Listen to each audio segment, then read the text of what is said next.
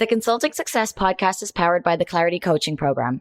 If you'd like to work directly with the Consulting Success team and receive personal coaching and support to optimize and grow your consulting business, marketing, and revenue, visit consultingsuccess.com to find out more and apply. Welcome to the Consulting Success Podcast. I'm your host, Michael Zipursky. In this podcast, we'll dive deep into the world of elite consultants, where you'll learn the strategies, tactics, and mindset to grow a highly profitable and successful consulting business. Hey everyone, it's Michael here. Last Saturday, got a call from one of our neighbors inviting my daughter to join them in selling lemonade. My daughters are 6 years old and 3 years old. They were very excited to get this invitation. This was on a Friday evening, I believe. And so the whole evening they were looking forward to waking up the next day on Saturday and going to sell lemonade with our neighbors. Now, when you think about lemonade, what's the most important thing when it comes to kids selling lemonade? Well, it's not the product. No one expects to have the best lemonade of their life when you're buying it on the street corner from a bunch of kids. But what's interesting is I walked up the block with my wife and kids that Saturday morning. The sun was shining, greenery and trees all around us, a slight breeze. It was just a beautiful day to sell lemonade, and something that I haven't done in many, many years. But the first thing that I noticed when we walked up the block is that our neighbors had a table ready for the kids to sell lemonade. But the positioning of the table was on the street right in front of their house, but almost kind of in the middle of the block, or there was still more houses before you would kind of reach an intersection. So the first thing that I noticed that really stood out to me was the position, right? You need to change to a better location. And so I suggested, not by saying, hey, we need to do this, but rather I asked a question, right? The consultant in me is asking questions. And I said, do you think this is the best location to put the table? And the response was, well, maybe not. What do you think? And I suggested that it would be likely better for the kids to be in a more visible location. If you're in that just the one place in front of the house, you're only going to get the traffic that's going to go by really walking, hard for cars to stop, hard for people to see you because you have some cars around you. And I suggested that we move slightly up the block where you'd actually reach the intersection, and that way you have 4 different potential routes that people can see you on. And so that's really the number one thing, or kind of first lesson I want to share with you here today from a consulting perspective, is that it's really critical for you to be visible. Right? In consulting, like, you can have a great product. You can be exceptionally talented in your area of expertise, right? So you can know how to deliver great value and just to even deliver results.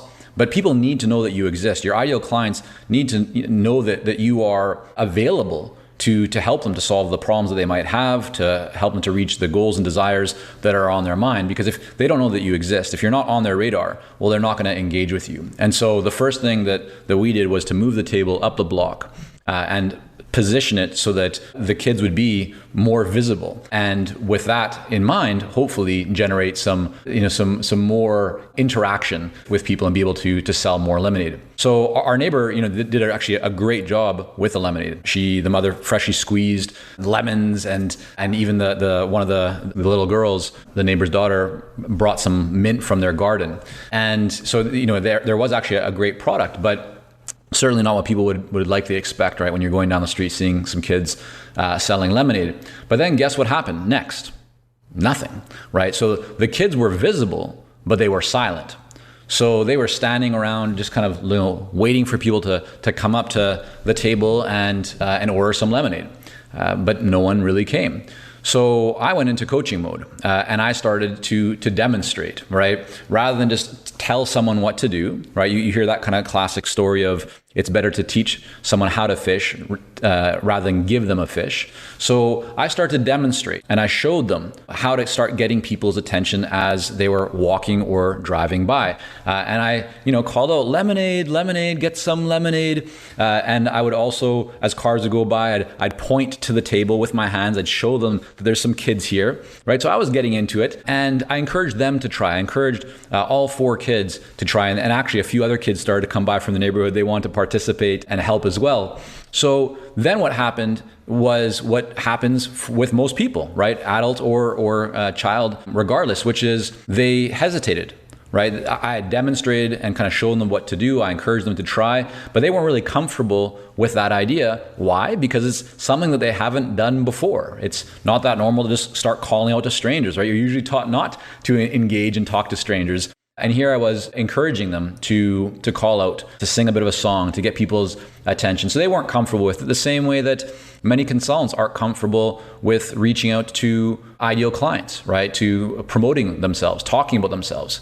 But what happened next was really interesting. And that is that people actually started to come by and order some lemonade. And so here the kids saw that by taking this action, by trying to get in front of people and really getting on their radar, letting them know that they were here selling lemonade and getting their attention, people started to actually come over and order lemonade. And so now the kids saw that this was working and they were excited by it. So they started to become more vocal. They started to, call out lemonade and lemonade, come and get some lemonade. They even went as far as walking, or I would say probably running. I just even have the vision right now of my 3-year-old kind of, running and me being concerned, like, I hope you don't fall as you're running, on the pavement. But they're running and they would see someone down the block and they would run to that person and say, hey, we're selling lemonade, come and get some lemonade. And so people would come, turn like out of their way to come back, or not back, but to come and get some lemonade. We had people driving their cars and they saw the signs and they saw the kids pointing and jumping, and they would pull over their car, get out and come and get some lemonade. So there's a real parallel here, for consultants, which is that initiating conversations, doing outreach, being consistent are really keys to success. Right? You can have a great product. You can even potentially be visible. And so the parallel there would be you might post some content on LinkedIn or publish some blog posts, right? You might go to events. But if you're just waiting for people to see what you are doing and come to you, it can work. It certainly can work. While we work with a lot of seasoned and experienced consultants here at Consulting Success, I'm often contacted by new early stage consultants. Invariably, the question I'm asked is, what are the steps I should take to become a successful consultant and grow my consulting business to my first 6 figures per year? Well, I'm excited to announce that we've opened the doors for our Momentum program. This is our most popular program for early stage consultants, and it has helped almost 1,000 consultants to start, run, and grow successful consulting businesses. It gives you the step-by-step plan to help you with your messaging, your fees, and pricing strategies, how to win more proposals, how to go to market more effectively, developing a marketing system to generate leads consistently, and so much more. And right now, until September the 19th, you can sign up for Momentum and get 50% off the regular price by going to consultingsuccess.com/audio. That's consultingsuccess.com/audio, AUDIO. Only 100 spots are available to join Momentum and get 50% off. This deal is only available until September the 19th or until all 100 spots are gone. We won't be opening up new spots in this program for several months, so don't wait. Go to consultingsuccess.com/audio. That's consultingsuccess.com/audio, AUDIO.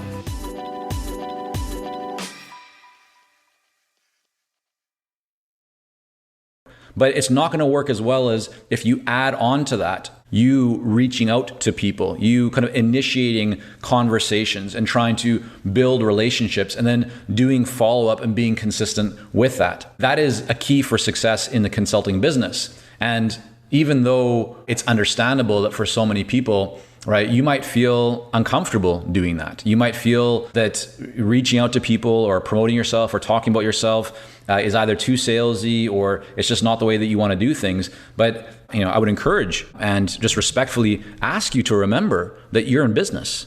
Right? There's a big difference between being a consultant, which in some ways can almost be like a contractor. You deliver for a client, you work on client projects, you might have 1 client, 2 clients, but there's a big difference between being a consultant and being what we call an entrepreneurial consultant. Someone who not only is focusing on delivering the best results and service for their clients and making a great impact, but they're also focusing on building a business.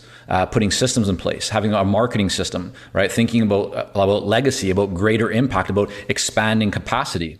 And so when you're an entrepreneurial consultant, right, you need to also be having the mindset of always working on the business. And so this is the same thing when you're selling lemonade. You can have a great product, you can be visible, but you need to be out there. You need to be getting people's attention and encouraging them to come to see what you have, to have that conversation. So the kids, they did extremely well. We got some music going with a Bluetooth speaker. The father of the neighbors came by and set that up.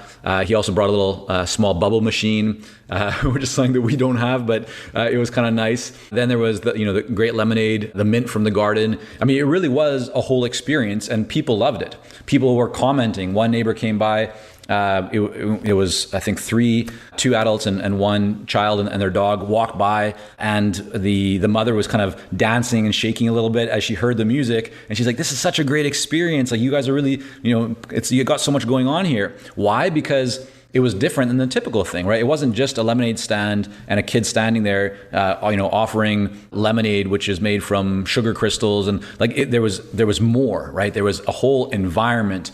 And an experience with the bubbles, with the music, with the mint, with a sign on the table, people moving. The kids even brought some little drums and musical instruments, and so they were playing as well. And so because of that, right, people loved it. But because of that, it became a premium lemonade experience, right? I know that sounds funny, but that's really what it became. And people were generous, right? It was by donation. So if people didn't have money, they would still give them a cup of lemonade. But if somebody wanted to donate, some people gave $1, $2. Some people gave $5 or even more, right, for one cup of lemonade. And a few people bought 2 cups of lemonade. And sometimes the kids got the math wrong, and they'd get money for 1 cup and they'd give somebody 2 cups. It's all good, right? It's all part of the experience. But the lesson here is that when you provide a valuable and premium environment and experience, it positions your product and service at a premium level that people are willing and they even expect to pay more for, right? So if you showed up and it was just a very simple, a table or whatever, and you're just a cup of lemonade, you might feel very generous and still give generously. But the experience, the environment would not be the same as if now all of a sudden you have music, you have bubbles, you have kids playing, instruments, you have, you offer to put in fresh mint into the lemonade as well, right? All that kind of stuff, that increases the perception of value. Therefore, people are expecting and certainly willing to invest more into that for that premium experience. So think about how that works in your own business, right? Think about how you can provide a more premium experience for your clients, how you can increase the perception of value. And that starts from things like your website, your content, the type of branding and visuals that you have, the experience that you provide to clients, whether it's them logging into some kind of portal that you have or a service that you provide, how you onboard clients, gifts that you might send them, communications. There's so many different ways to create that kind of experience and to increase that perception of value. And when you do that, people are then willing and even expecting to invest more into it. So in just over an hour, they had sold all their lemonade, right? It was time to go home. We suggested that our neighbor keep the proceeds because they had been the ones that they bought all the supplies, they organized everything. So we suggested they keep all that. And then I got an email later that afternoon from the father of the neighbors. And he said that the kids had hauled in just over $50 in about an hour, right? Wow. Like, think about it, an hourly, kids generating $50 per hour. I thought that was incredible. Even more amazing, the next day, the neighbor's daughter came by our place and she told me that she was giving half of the money to a charity. When she first said it, I didn't understand. She said, charity or something. I was like, where are you giving it? She's like, a charity. So you're giving your money to charity? She said, yeah. I mean, I was blown away. What a fantastic, just amazing environment. Such a great experience for the kids. I think that we can all take inspiration and lessons from everything that happens around us, from our daily experiences. And if you're open to it, and if you're looking for these lessons, for these stories, you'll find them everywhere. So I wish you great success, and I hope that you can take a few lessons from this story and apply them to your business. Thank you for joining us on this episode of the Consulting Success Podcast. For more episodes and to subscribe, rate, and leave a review, head on over to iTunes. And if you'd like to develop consistent lead flow and a highly profitable consulting business, learn more about our coaching programs at consultingsuccess.com.